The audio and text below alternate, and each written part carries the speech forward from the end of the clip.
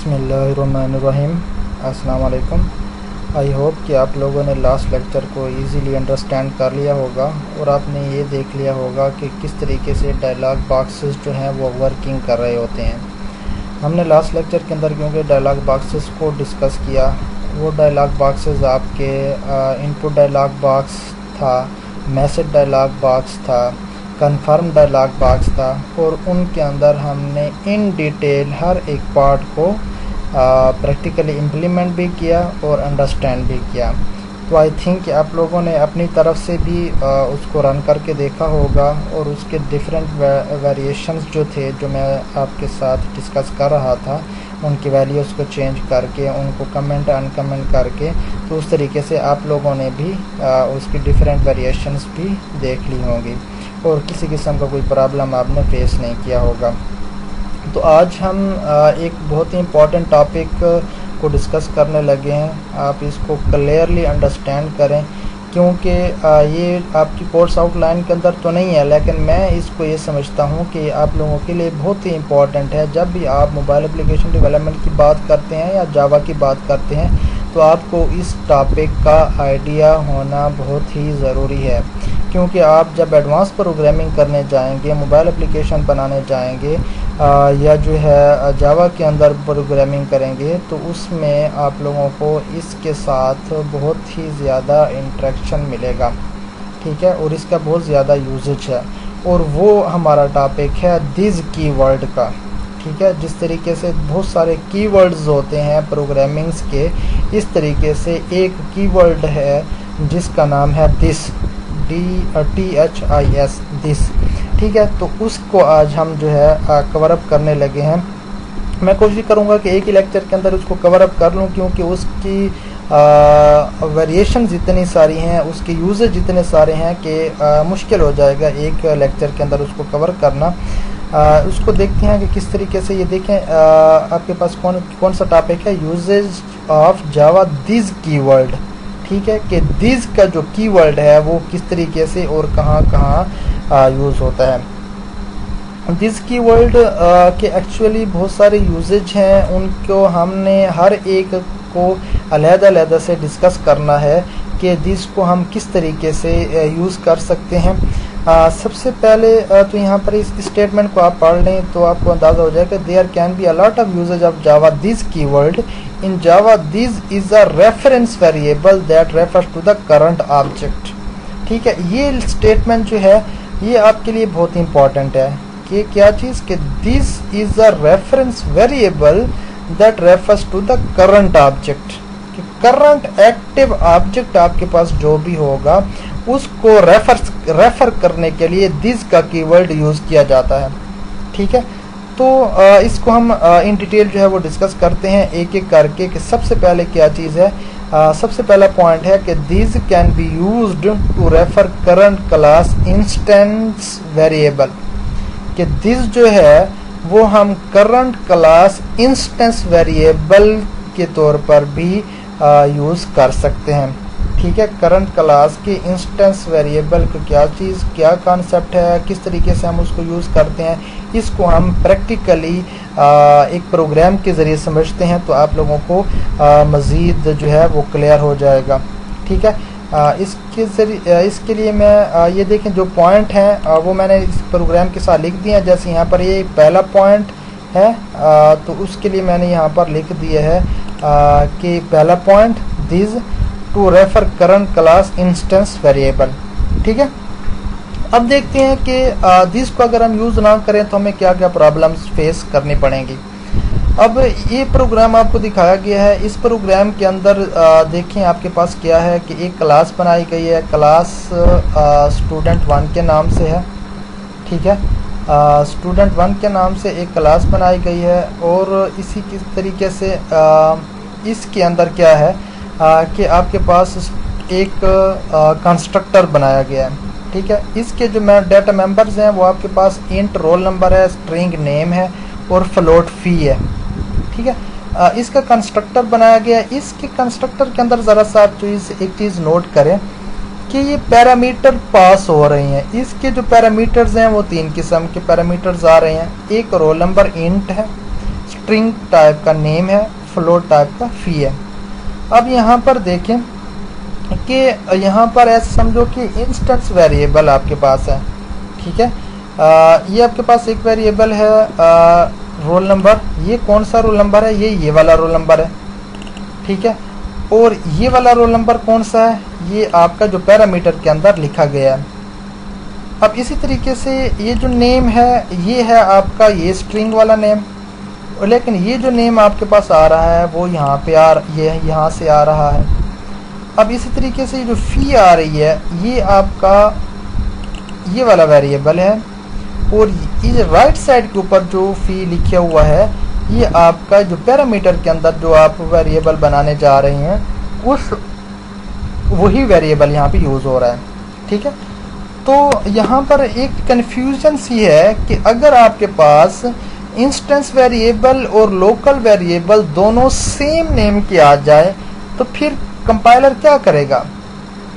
वो तो यहाँ पे कंफ्यूज हो जाएगा कि कौन सी वैल्यू मैंने किसको देनी है, क्योंकि दोनों का नेम आपने सेम रखा हुआ है, ठीक है। तो बहुत सारी सिचुएशन ऐसी आ जाती है जिसके अंदर हमारे पास दोनों के नेम जो है वो सेम आ जाएं।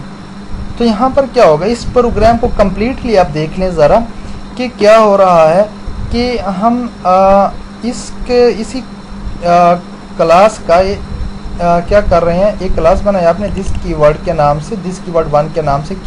यहाँ पर हम मेन फंक्शन के अंदर स्टूडेंट 1 का एक ऑब्जेक्ट क्रिएट करते हैं, ये जो स्टूडेंट 1 है, ठीक है। इस क्लास का ऑब्जेक्ट क्रिएट करते हैं। जैसे ही हमने इस क्लास का ऑब्जेक्ट क्रिएट किया तो उसके साथ हम पैरामीटर पास कर रहे हैं, क्योंकि इसका कंस्ट्रक्टर कॉल हो जाएगा और कंस्ट्रक्टर के साथ हम पैरामीटर पास कर रहे हैं, ठीक है। ये पैरामीटर 1, 2 और 3 है। ये पैरामीटर 101 किसको मिला है? रोल नंबर को मिला है। अली किसको मिला है? नेम को मिला है। और 5000 किसको मिला है? फी को मिला है, ठीक है। अब ये देखें कि ये जो पैरामीटर इनको मिले हैं तो ये दोबारा से ये रोल नंबर वाले रोल नंबर को असाइन हो रहा है, नेम वाला नेम को असाइन हो रहा है, फी वाला फी को असाइन हो रहा है, क्योंकि ये आपके पास यहाँ पे ये जो रोल नंबर है और ये जो रोल नंबर है ये दोनों सेम कंसीडर किए जाएंगे, क्योंकि ये इस ब्लॉक के अंदर यूज हो रहा है। तो कंपाइलर क्या करेगा, इसको लोकल वेरिएबल जो है वो कंसीडर करेगा, ठीक है। लोकल वेरिएबल जब इसको कंसीडर करेगा तो इसके अंदर जो वैल्यूज हैं दोनों सेम आ रही हैं, तो ये दोनों यहाँ पर एक कन्फ्यूजन किस्म का क्रिएट कर रहे हैं, एक कन्फ्यूजन क्रिएट हो रही है, ठीक है। अब उसी के बाद ये दूसरा आपके पास ऑब्जेक्ट क्रिएट होगा तो दूसरा ऑब्जेक्ट भी आपके पास ये तीनों पैरामीटर्स पास कर रहा है। जब तीनों में पैरामीटर यहाँ से पास होंगे तो यहाँ पर रोल नंबर को 102 मिलेगा, नेम को खान मिलेगा और फ़ी को 6000 मिलेगा, ठीक है। तो यहाँ पर दोबारा से वही कन्फ्यूज़न यहाँ पर क्रिएट की जा रही है। लेकिन यहाँ पर जब s1.display की बात करते हैं तो s1.display के अंदर क्या आएगा, ठीक है, कंट्रोल यहाँ पे आ जाएगा। जब कंट्रोल यहाँ पे आएगा तो यहाँ पे क्या लिखा हुआ है, system.out.println, ठीक है, system.out.println और रोल नंबर प्रिंट हो जाएगा। अब देखिए कि S1 के ज़रिए आपने कॉल किया, जब S1 के ज़रिए कॉल किया तो S1 का जो रोल नंबर होगा वो प्रिंट होना चाहिए। लेकिन यहाँ पर देखें तो कंपाइलर ने क्या देखा कि यहाँ पर इंस्टेंट दोनों को उसने लोकल वेरिएबल कंसीडर कर लिया, ना कि इंस्टेंस वेरिएबल, ठीक है। तो इसलिए ये जो इंस्टेंस वेरिएबल था इसको तो कोई वैल्यू ही असाइन नहीं हुई, क्योंकि कंपाइलर ने यहाँ पर क्या कर दिया, ये दोनों सेम है तो उसने इसको लोकल वेरिएबल को वैल्यू असाइन कर दी। यहाँ पर स्पेस दिया, फिर उसके बाद नेम है, ये S1 का नेम है, लेकिन इस 1 के नेम के अंदर भी कोई चीज़ एंटर नहीं हुई। अब इसी तरीके से फ़ी है, फ़ी किसका है, ये S1 का फ़ी है, तो इस फ़ी के अंदर भी कोई वैल्यू नहीं एंटर हुई, क्योंकि जब हम वैल्यू को एंटर करने लगे थे तो कंपाइलर यहाँ पे जब पहुँचा हुआ था तो उसने ये रोल नंबर किया, ठीक है। तो ये रोल नंबर दोनों को सेम आ रहे थे, इधर भी रोल नंबर इधर भी रोल नंबर, तो इसने लोकल वेरिएबल को दोबारा से वैल्यू असाइन कर दी, ठीक है। इंस्टेंस वेरिएबल को वैल्यू असाइन नहीं हुई, तो इंस्टेंस वेरिएबल के अंदर जो वैल्यूज हैं वो तो एम्प्टी रहे। तो दोनों तरफ जब भी हम S1 डॉट डिस्प्ले करेंगे फिर भी एम्प्टी आएगा, S2 डॉट डिस्प्ले करेंगे फिर भी एम्प्टी ही आएगा। इसकी आप जस्टिफिकेशन देख सकते हैं इसको रन करके, कि जब हम इसको रन करते हैं तो फिर क्या है, ये देखिए एम्प्टी आ रहे हैं, 0 नल 0.0, ये 0 इंटीजर के लिए, ये नल स्ट्रिंग के लिए, और ये 0.0 ये आपका फ्लोट वैल्यू के लिए। ठीक है, तो इस कंफ्यूजन को दूर करने के लिए हम क्या करेंगे, या तो एक काम कर सकते हैं कि इस इंस्टेंस वेरिएबल और लोकल वेरिएबल दोनों के जो नेम है वो डिफरेंट होने चाहिए। लेकिन कभी कभी ऐसा हो सकता है कि हमारे पास ये दोनों के नेम सेम आ जाते हैं, तो उस वक्त हमें क्या करना चाहिए, तो उस वक्त हमें दिस कीवर्ड की मदद ज़रूरत होगी। ठीक है, तो हम दिस कीवर्ड की मदद लेंगे। तो दिस क्या करता है, दिस क्या करेगा, यहाँ पर क्या है, refer to class instance variable. ठीक है, पहले नंबर पर लिखा हुआ है जो this to refer current class instance variable. तो इंस्टेंस वेरिएबल को ये रेफर कर रहा होता है। अब ज़रा इसको देखते हैं कि किस तरीके से। ये एग्जाम्पल आपके पास आ गई, इस वही सेम एग्जाम्पल है जो यहाँ पर थी, उसको हमने यहाँ पर लिख दिया। यहाँ पर लिखने के बाद क्योंकि यहाँ पर है to refer current class instance variable, तो करंट क्लास इंस्टेंस वेरिएबल के साथ आपने दिस लगा दिया। ये यहाँ पर क्या रख दिया मैंने, दिस लिख दिया। यहाँ पर क्या कर दिया, दिस कर दिया। दिस जो है ये रेफर कर रहा है करंट क्लास के इंस्टेंस वेरिएबल्स को। अब ये लोकल वेरिएबल नहीं रहे, बल्कि ये जो वेरिएबल रोल नंबर है ये इसके साथ मैंने दिस लगा दिया, तो ये क्या बन गया, ये आपका इंस्टेंस वेरिएबल को रेफर किया जा रहा है। ठीक हो गया। तो अब इसके अंदर क्या होगा, ये देखिए मैं स्टूडेंट का जब ऑब्जेक्ट क्रिएट करता हूँ तो ये कंस्ट्रक्टर कॉल होता है। जैसे ये कंस्ट्रक्टर कॉल होगा, ये देखिए 101 किसको मिला, इस रोल नंबर को मिला। अब ये रोल नंबर किसको असाइन हो रहा है, ये भी तो रोल नंबर को ही असाइन हो रहा है, लेकिन साथ में दिस लगाया गया है। तो दिस का क्या मतलब हुआ कि जिस ऑब्जेक्ट के जरिए ये कॉल होगा फंक्शन, या ये जो कंस्ट्रक्टर कॉल हुआ है, तो उस ऑब्जेक्ट के जो वेरिएबल होगा, मतलब जो इंस्टेंस वेरिएबल होगा, उसको ये वैल्यू असाइन हो जाए। ठीक है, तो उसको ये वैल्यू जो आपकी 101 है वो असाइन हो जाएगी।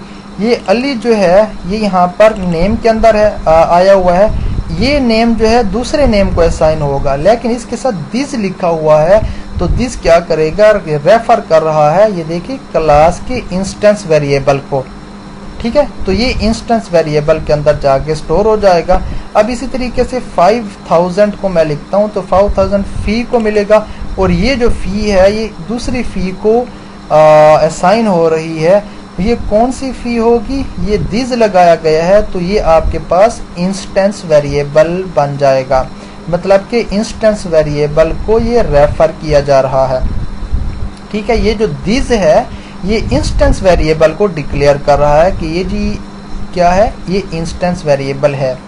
ठीक है, तो अब जब हम इसका आउटपुट देखते हैं, ये फिर उसके बाद सेकंड ऑब्जेक्ट को भी देख लें कि सेकंड ऑब्जेक्ट जब क्रिएट किया तो सेकंड ऑब्जेक्ट भी सेम प्रोसीजर से, सेकंड ऑब्जेक्ट के वैल्यूज़ भी कंस्ट्रक्टर के अंदर सेम पास होंगे जैसे ऑब्जेक्ट 1 के अंदर पास हुए थे।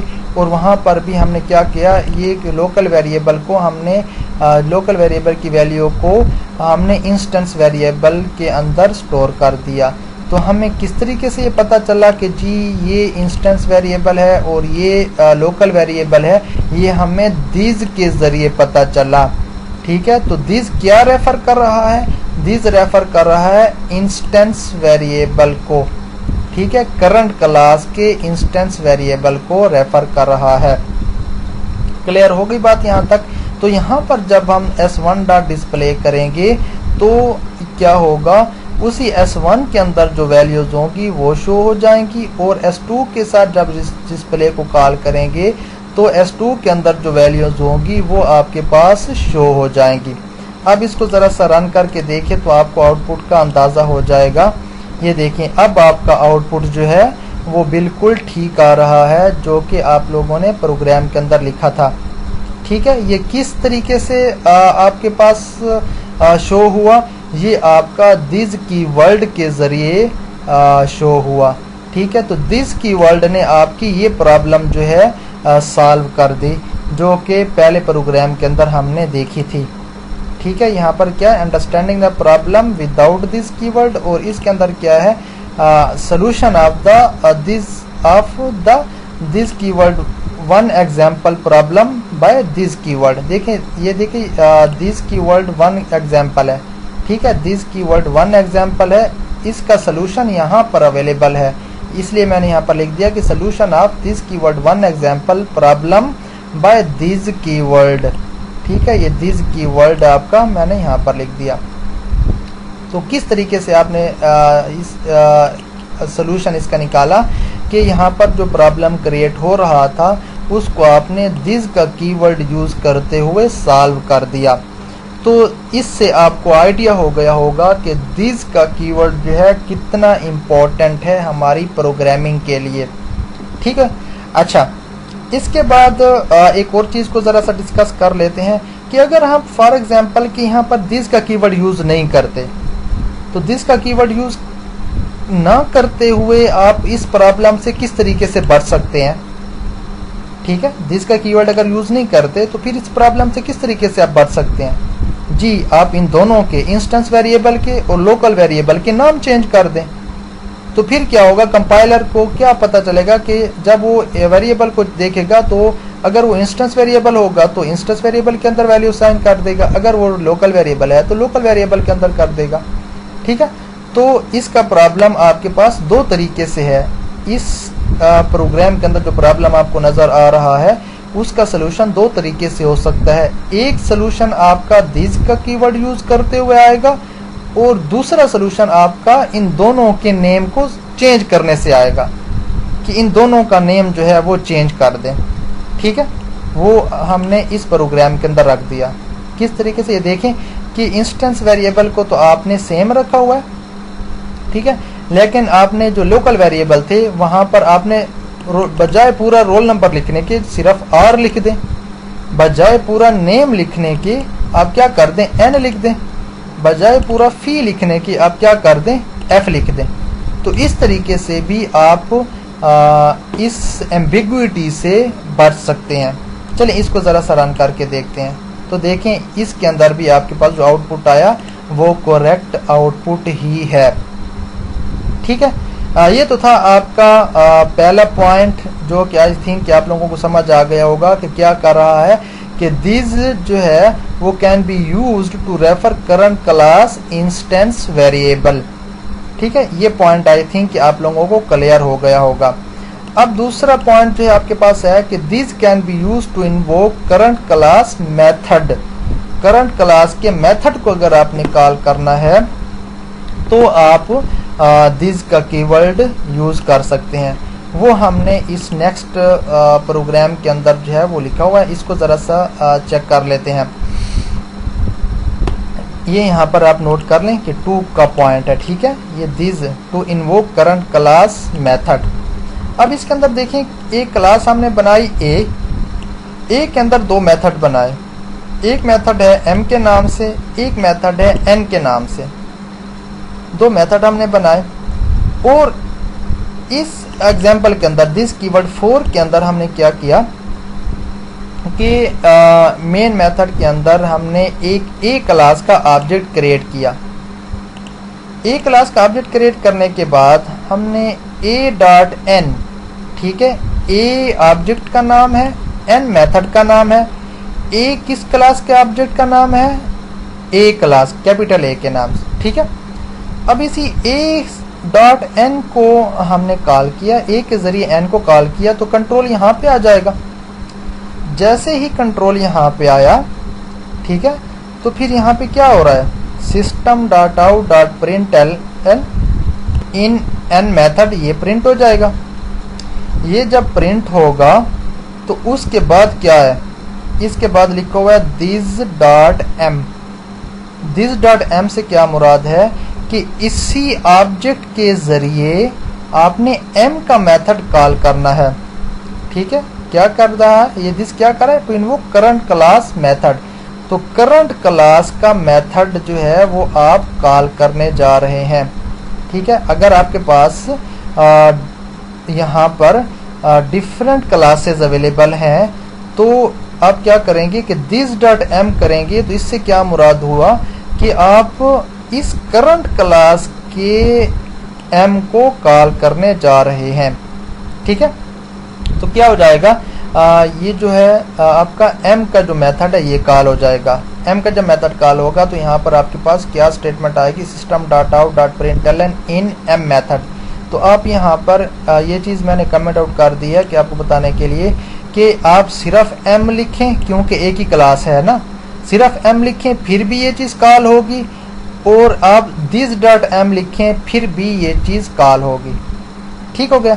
अब यहाँ पर आते हैं, ज़रा इसको रन करके देखते हैं कि इसका क्या आउटपुट आएगा। पहले आप अपने माइंड में इसका ज़रा सा आउटपुट देखें कि a डॉट n को कॉल किया, पहले आउटपुट आएगा इन n मेथड, फिर m का मेथड कॉल हो जाएगा, तो इसके अंदर जो स्टेटमेंट है इन m मेथड ये कॉल हो जाएगी। अब ज़रा इसको रन करें, ये देखिए पहले लिखा हुआ है इन n मेथड ये वाली चीज़, फिर क्या है इन m मेथड ये वाली चीज़ कॉल हो जाएगी।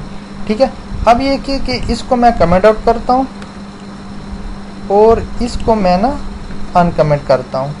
तो अब इसका आउटपुट ज़रा सा चेक करें कि अब इसका आउटपुट क्या आएगा। अब भी इसका आउटपुट सेम ही आ रहा है। ठीक है, तो एक्चुअली इंटरनल डिटेल्स ऐसी होती हैं कि आप लिखते तो m है, लेकिन कंपाइलर इंटरनली तौर पर इसके साथ क्या कर देता है, दिस डॉट m लिख देता है। ठीक है, m की बजाय क्या लिख देता है, दिस डॉट m। तो इससे क्या मुराद हुआ कि ये जो आपका m मेथड कॉल किया जा रहा है ये इसी क्लास का m मेथड ही कॉल होगा। ठीक है, तो इसको मैं दोबारा से कमेंट कर देता हूँ, अनकमेंट कर देता हूँ। आई थिंक आप लोगों को इस पॉइंट की भी समझ आ गई होगी कि दिस किस लिए यूज़ होता है, to invoke current class method. ठीक है, ये दो पॉइंट आप लोगों के पास क्लियर हो गई। पहले के अंदर हमने क्या किया था, current class instance variable discuss किया था, और दूसरे के अंदर हमने क्या किया, इन्वोक करंट क्लास मेथड किया। अब तीसरे नंबर पर एक चीज़ है कि जो बहुत ही इम्पोर्टेंट है, इसको ज़रा सा आपने नोट करना है कि this can be used to invoke current class constructor. कि करंट क्लास का कंस्ट्रक्टर अगर आपने इन्वोक करना है तो उस वक्त भी आप क्या कर सकते हैं, दिस को यूज़ कर सकते हैं। अब इसको ज़रा सा चेक कर लेते हैं। ठीक है, ये नेक्स्ट एग्जांपल के अंदर मैंने लिख दिया, ये पॉइंट भी लिखा है, this to invoke current class constructor. ये पॉइंट्स आप लोगों ने ये क्योंकि बहुत सारे प्रोग्राम्स हैं तो आप लोग कंफ्यूज हो जाएंगे, इसलिए यहाँ पर मैंने लिख दिया है कि ये प्रोग्राम जो है वो किस से बिलोंग करता है। अब यहाँ पर आए ज़रा, इसके अंदर क्या हो रहा है, पहले इस प्रोग्राम को समझें। इसके अंदर ये है कि डबल ए के नाम से आपने एक क्लास बनाई।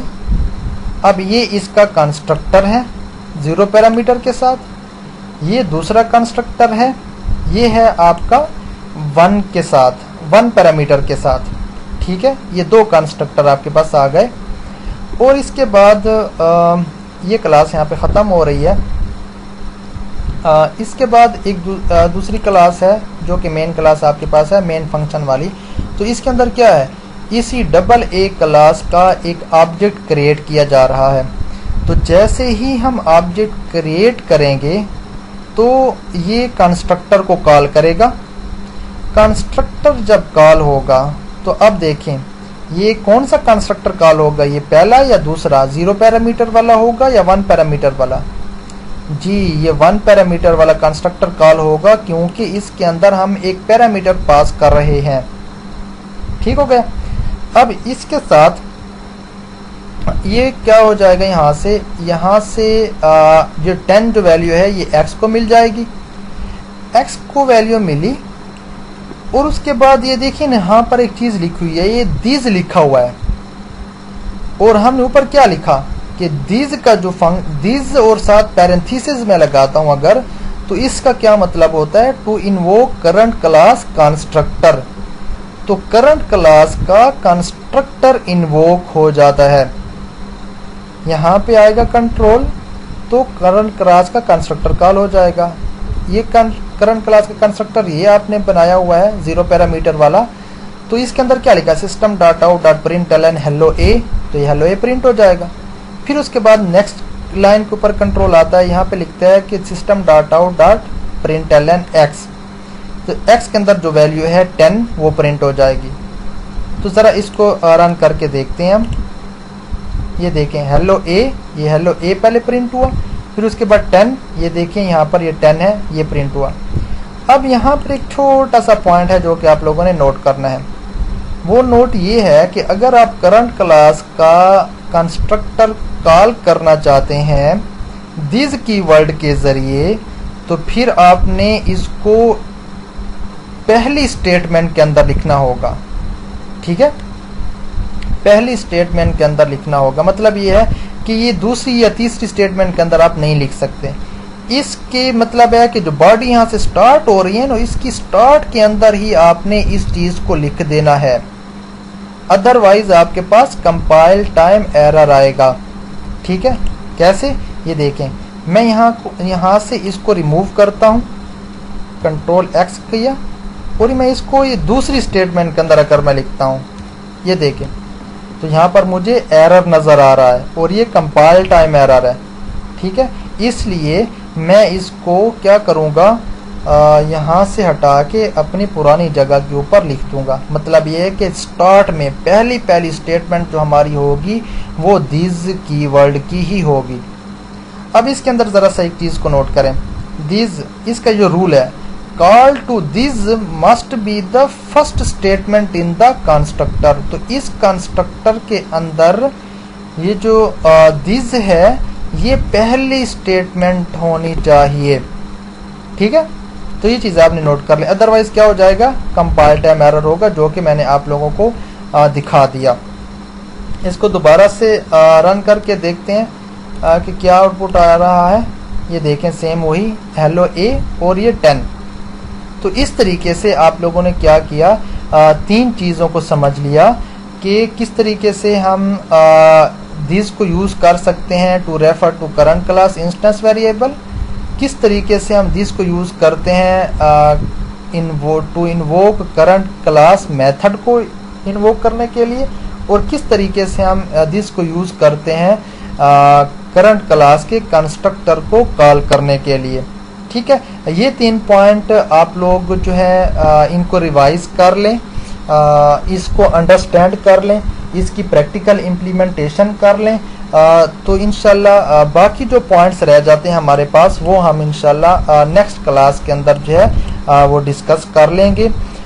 इस चीज़ को देखें कितनी इंटरेस्टिंग तरीके से आप लोग इसको हैंडल कर रहे हैं, और कितना इंटरेस्टिंग तरीके से जो है आपके पास डिफरेंट किस्म के मेथड्स अवेलेबल हैं, इसकी यूजेज अवेलेबल है। तो आप जब आगे वाले पॉइंट्स को समझ लेंगे तो जितनी भी आगे प्रोग्रामिंग आएगी वहाँ पर जहाँ भी दिस का कीवर्ड यूज़ होगा तो आपको बड़ा इजीली क्लियरली समझ आ जाएगा कि दिस कीवर्ड का कितना इम्पोर्टेंट रोल है प्रोग्रामिंग के अंदर। ठीक है, आप इसकी प्रैक्टिकल इम्प्लीमेंटेशन करें, इसको मज़ीद समझने की कोशिश करें, तो इंशाल्लाह फिर नेक्स्ट क्लास के अंदर फिर हम नेक्स्ट जितने भी बाकी रहते हैं दिस से रिलेटेड वर्क वो हम कर लेंगे। तो इंशाल्लाह फिर इसको आप अंडरस्टैंड भी करें, प्रैक्टिकल इम्प्लीमेंट भी करें और समझने की कोशिश भी करें, और जब नेक्स्ट क्लास आएगी तो उसके अंदर हम नेक्स्ट चीज़ों को डिस्कस करेंगे। तो इंशाल्लाह फिर आप लोगों से मुलाकात होती है नेक्स्ट क्लास के अंदर, तब तक के लिए अल्लाह हाफिज़।